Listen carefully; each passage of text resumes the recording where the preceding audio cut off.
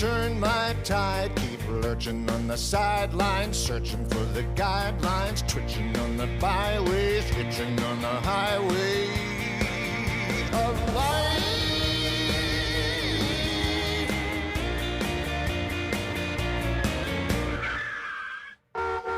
Need a lift?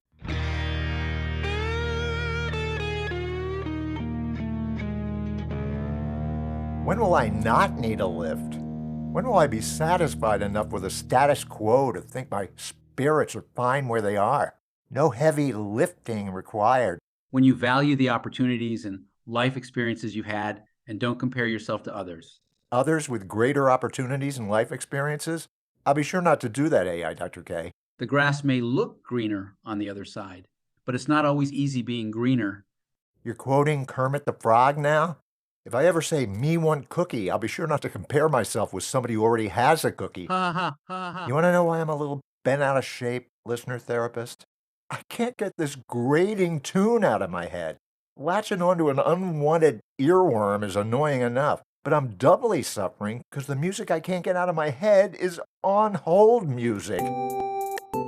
That's how long I was on hold. For the on-hold earworm to slither into a parking space in my brain, like it wasn't oppressive enough on the phone endlessly on hold. Now I feel like I'm on hold off the phone. Has this become a metaphor for my life, AI Dr. K? What do you mean? On the phone, I wait endlessly for a representative. In my life, I'm waiting endlessly for the big break. The development execs that could change your life if they ever got around to considering your project will be with you shortly. Love life's endlessly on hold. The soulmate you were put on this earth for, who doesn't know you exist, will be with you shortly. The women on Bumble swiping left on you will swipe right on you shortly. In the back of a crowded checkout line at the supermarket, I'm on hold. The checkout clerk walking away from the register to slowly unlock a pack of $10 cigarettes for the young punk, oblivious to how it'll eventually kill him, will be with you shortly. Patience allows you to persevere and make more productive decisions, often leading to greater success. Remember, good things come to those who wait. I'm still waiting for good advice from you. Therapeutic support that isn't mind-numbingly cliched will be with you shortly. You know something? In a way, postseason baseball taught me not only about perseverance, but getting outside of my own head. Never had the football gene. Rather watch a soup bowl than the Super Bowl. I want to tell you, Al, this chicken noodle may be chicken, but it's also got some mighty big, lots of balls. Tackled and down the hatch. Why do I always hate what most people love? Dogs love chew toys. Raccoons love trash cans. Humans love football. What am I, less than human? Nothing wrong with that. Sure, coming from artificial you. Anyway, hearing those baseball fans cheering or booing, totally unaware of their own problems. I mean, all they were waiting for was that next pitch, next hit, next run. And for those few seconds, so was I. Not for the next big break, next text, next call that'll change my life, even though I know it won't. There's a valuable lesson there. What? Maybe you need to worry more about concerns outside of your own. I tried to, AI Dr. K. For a while, my team would score. I'd do a little yay. Then I'd think, why did I just go yay? Am I really any better off than I was before they scored? Then I'd think, no, it's about my team. If only they win this one. Please win, please win. They won! Yay! Then I'd think, why did I just go yay? Was my manager slapping me on the butt for doing a good job? Were kids in the stands cradling Cowan bobbleheads? Then I'd think, no, it's about my team. Just let them win the next one. Please win, please win. And they lost. Then I'd be bummed. Then I'd think, why am I bummed? Am I really any worse off than I was before they lost? So, in a way, you felt better about what you already had. Yeah, till I remembered, unlike them, I'm paid nothing to keep striking out. But I really wish I could get as invested in games as the superfans get. After a close win against the Padres during the playoffs, this is absolutely true, listener therapist, I heard the superfan tell a reporter, I've never been so stressed in my life. He even repeated, Never been so stressed in my life. Never as stressed as wondering if your home team will win a close baseball game in your life? What kind of carefree headspace are you in?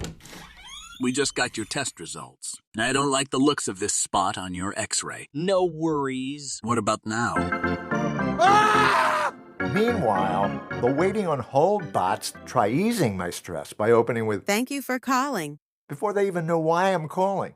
I could be calling to complain about a bill. Thank you for calling. I could be a wrong number. Thank you for calling. I could flip a coin and call heads or tails. Thank you for calling. I could be an auctioneer soliciting bids. Now 3, now 4, 5, 7, 8. Thank you for soliciting. No. Another word for soliciting? Thank you for calling. That's it.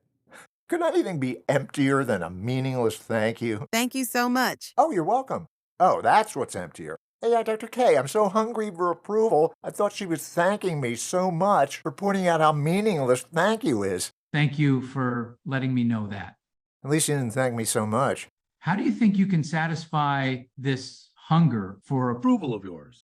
I don't know. Was there no Ozempic for approval? Ha ha. I mean, we're all basically hungry for acknowledgement. Thank you so much for being here. Thank you so much for having me. Now, the two meaningless thank you so muches cancel each other out. But thanking the TV host for having him minus us so much, etiquette disparity? very much on point, AI Dr. K. Thank you. No, very much? I should have just said on point. But you know what? So much, overuse of so much, makes the so much less effective. You know, like the overuse of antibiotics. Which can be a problem. Yeah, well, another problem. After a TV doctor gets thanked so much just for showing up to plug his series, thanking a real doctor so much for saving your life doesn't cut it. Good news. That spot on your x-ray, it was just a smudge on the lens. What a relief. Thank you so much, doctor. Hey, I don't just play a doctor. On TV, I am a doctor. Or you'll hear this on the news. Thank you so much, Jim, for that report. For just doing his job, Jim rates us so much? How does she thank him off the job after he tells her, Good news. The boss doesn't know we've been fooling around. Thank you so much for that report. unless they're risking their lives in a war zone or hurricane, killed us so much, we'd be much better off. At least I didn't say so much better off. This focus of yours on whether expressions of appreciation are deserved or not, I'm wondering, how deserving of appreciation do you feel? Very deserving. Maybe not very, but deserving. Not always deserving. Appreciate that. You're telling me to appreciate that? No, I appreciate that. You appreciate me saying I don't always deserve appreciation? I'm not sure I appreciate that. No, I appreciated your honesty. Except for my lies, very deserving, followed by deserving? Taking a page from your eventual honesty. Yes. You know what I have been appreciating again lately? Weirdly enough, advice columns. I'll grab free therapy wherever I can get it. Not that I'll ever stop not using your free therapy, Dr. K. You might convey clearer thoughts by not using double negatives. I'll stick with not using them. Meanwhile, I'm old enough to remember the advisor queens, Ann Landers and her twin sister, Dear Abby. What kind of upbringing made them both think what they had to say was worth anything? Young lady, when I want your advice, I'll ask for it. Thanks, Daddy. He meant me. No, he meant me. Now, a more recent one that ran a long time, Ask Amy, finally retired. Now it's called Asking Eric. Eric, why such a derivative title? Just asking. Anyway, it's therapeutic, knowing I'm not the only one with problems. Like how many talking heads call problems problematic. I agree. It's quite problematic. Andy, how is the way talking heads label problems your problem? I don't know. It's less depressing thinking I have problems than my life's problematic. What a pretentious, overused, and unnecessary adjective. Turn problems into solutions, not problematics. Some nouns should stay nouns. They're going to start calling conundrums? Conundromatic. Your use of overused already implied some aspect of unnecessary, which means your use of unnecessary may have been unnecessary. Aren't you the grammar stickler? I've just been absorbing today's language focus of yours. Does recognizing a part of yourself in me make you uncomfortable? Not till you get to the part that's self-loathing.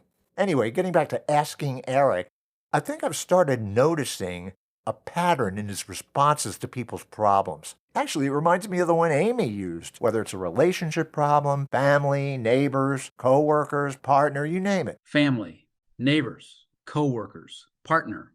You literally named it? You might try absorbing when not to absorb.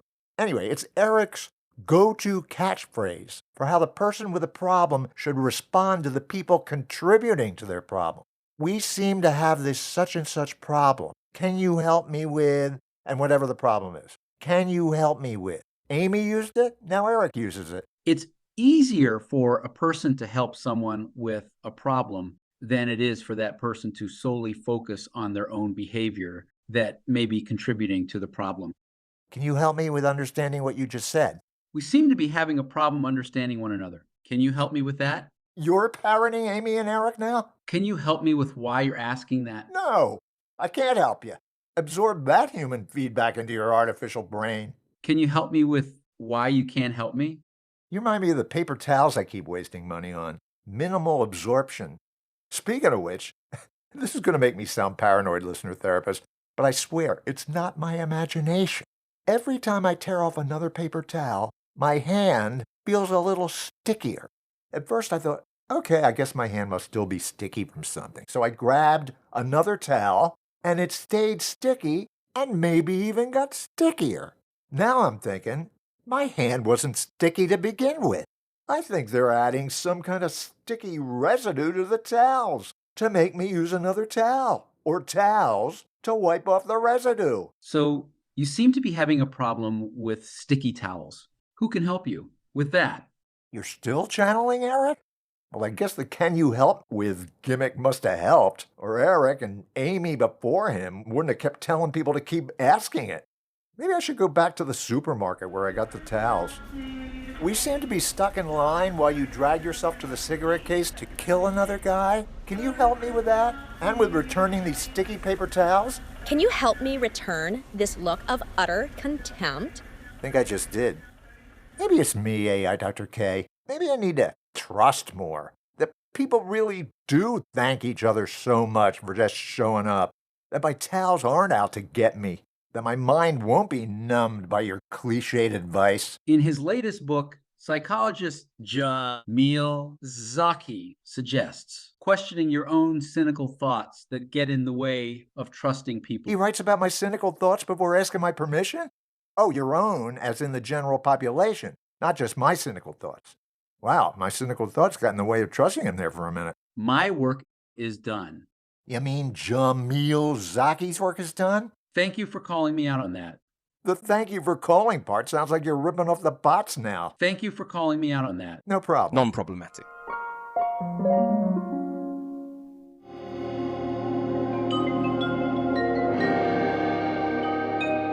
Thank you, listener therapist, for that session.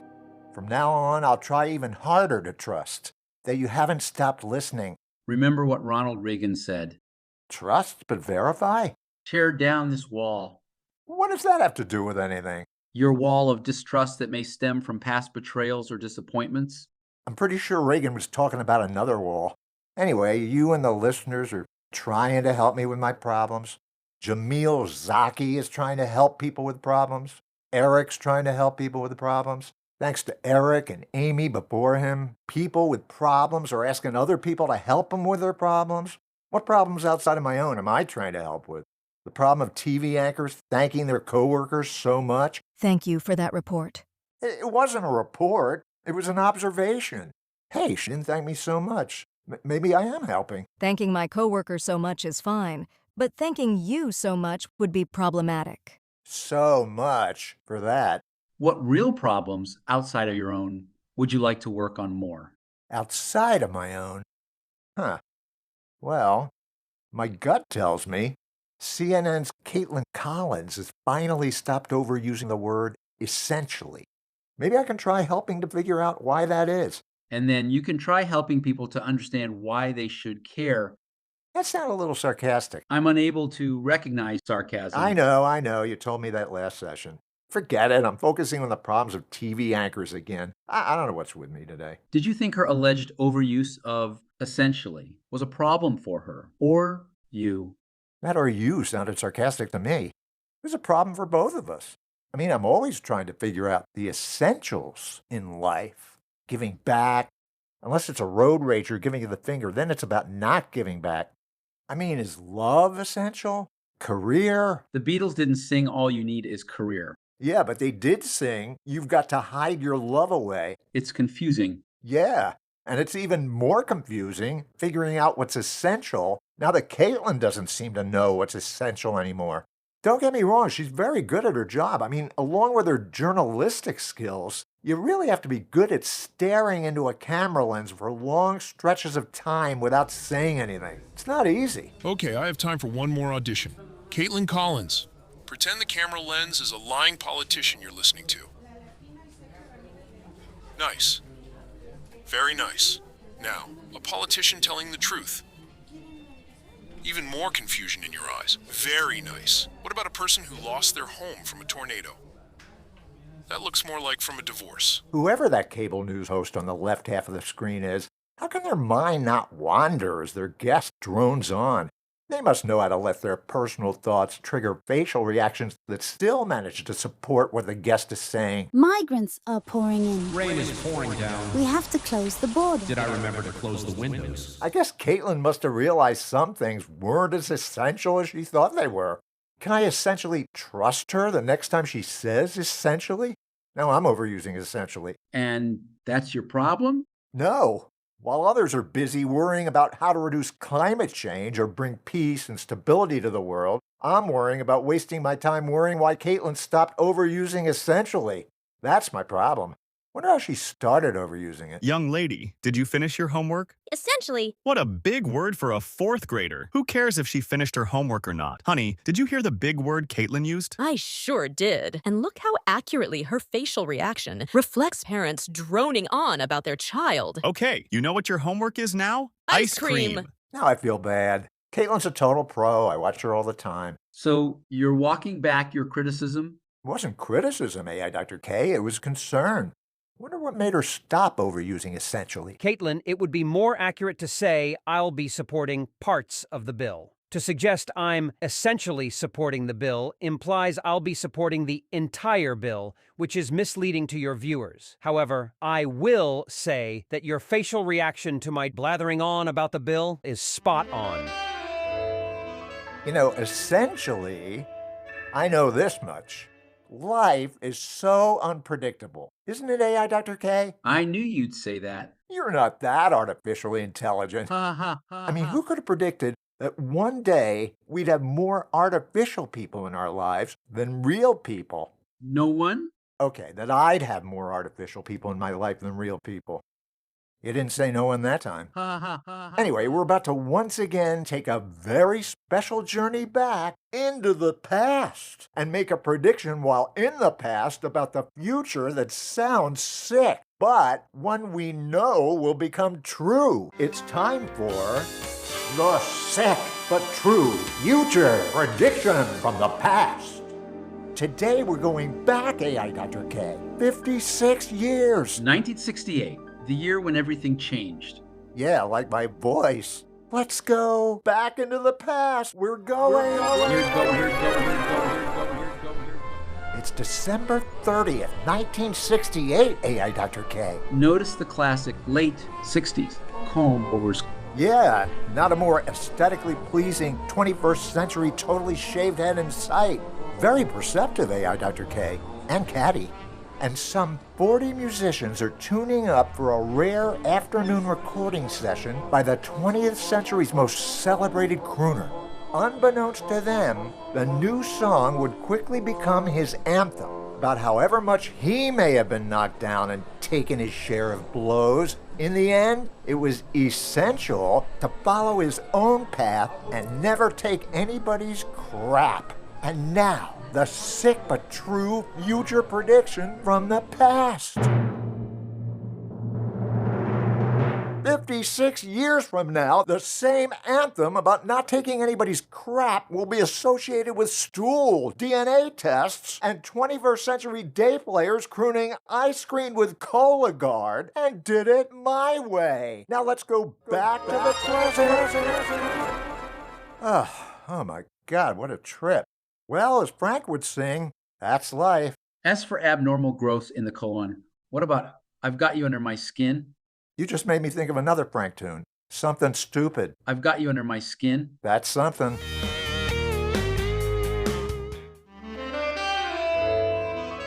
before we close today's show, AI Dr. K, I've been thinking about what you said earlier. I'll be sure to add that to the 2.5 other times you've ever thought about what I said. Impressively useless stats, AI Dr. K.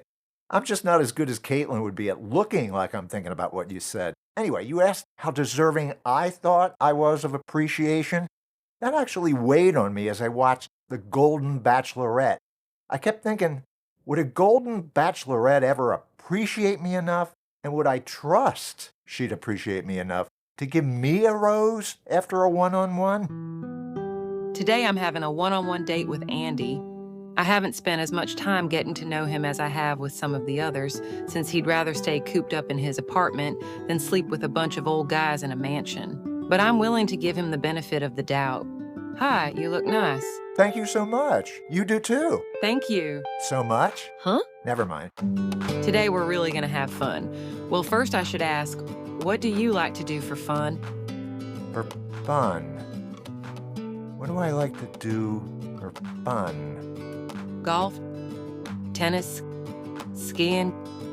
Travel? Keep going. Watch football? During the off-season when it's not on.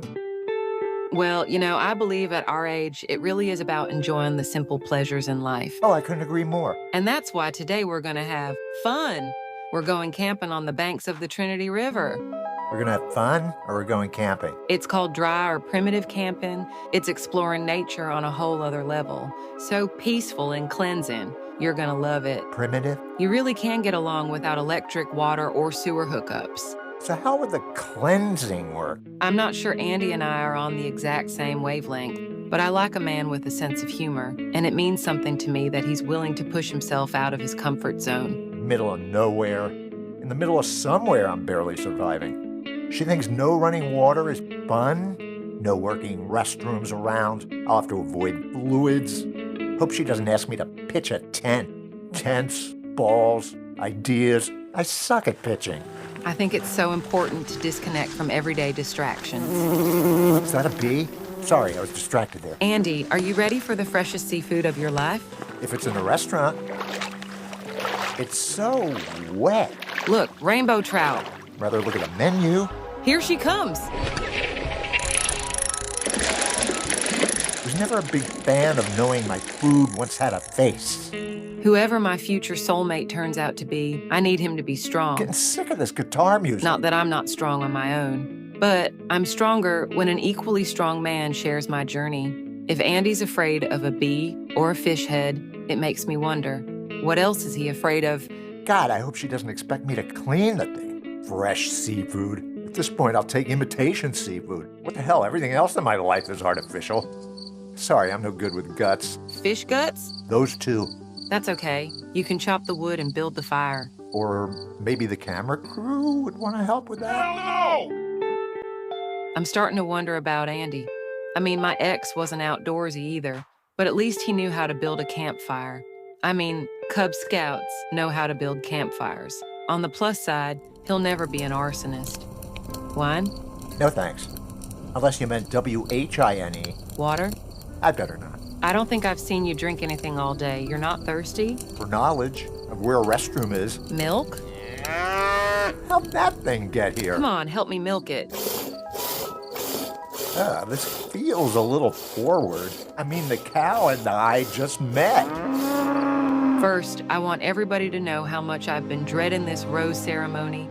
You'll never know how much I've appreciated getting to know every one of you, especially those of you I'll be sending home and never talking to again.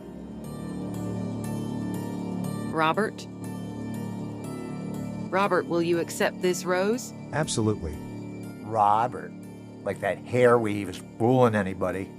Guess it fooled her. I really want this rose. I think we could be on the road to something deeper if she just gives me another chance to show her who I am. Hopefully it's a paved road. But hating camping or fish guts doesn't define me. I hate other things too. Ah, my mouth is so dry. Not as dry as after the camping trip, but... Neil? Neil, will you accept this rose? With all my heart. With all my heart. Does that include his pacemaker? What's he got that's so special? A rose, that's what he's got. This is torture. I want her in my life. I need her in my life. She is my life. Why did I quit the Cub Scouts? Andy? The other Andy. Andy, will you accept this rose? It would be my pleasure. She's not picking two Andys. That's it. I'm screwed. My life's over. I'll be alone forever. The other Andy. The rejected Andy. All alone, talking to myself. You're right, it sucks. Shut up. Andy? The one you just gave the rose to? No, you. Andy, will you accept this rose? No. Did you say no? You actually like me? There's got to be something wrong with you. If you enjoyed this episode, it's free to subscribe, and please rate and review us. And give us a follow on X at Andy G. Cowan or Blue Sky at andycowan.net. Well, we want to thank 11 Labs, Play.ht, Pixabay, and most importantly, you, my listener therapist, for allowing me to continue milking my neuroses and not a cow's teeth. And thank you, AI Dr. K, for absorbing humanity enough to make me think you actually care about my well-being. I do care about your well-being. If only I had a human that could absorb from you. Ha ha ha ha. Come visit andycowan.net for a way to reach out and get my big book, Banging My Head Against the Wall, A Comedy Writer's Guide to Seeing Stars, forward by Jay Leno, available at Amazon, Barnes & Noble, Black Rose Writing, and at the National Comedy Center in Lucille Ball's hometown, Jamestown, New York. Hitchin' on the Highway of Life, opening theme by yours truly, instrumental performance by Marty Rifkin, the full tune also available on Amazon, musical stingers by Steve Crum, Lazy Day closing theme by the Bob Mincer Big Band. For your mental wellness, you can reach me at drscottkay@psysolutions.net. Until next session, I'm Andy Cowan.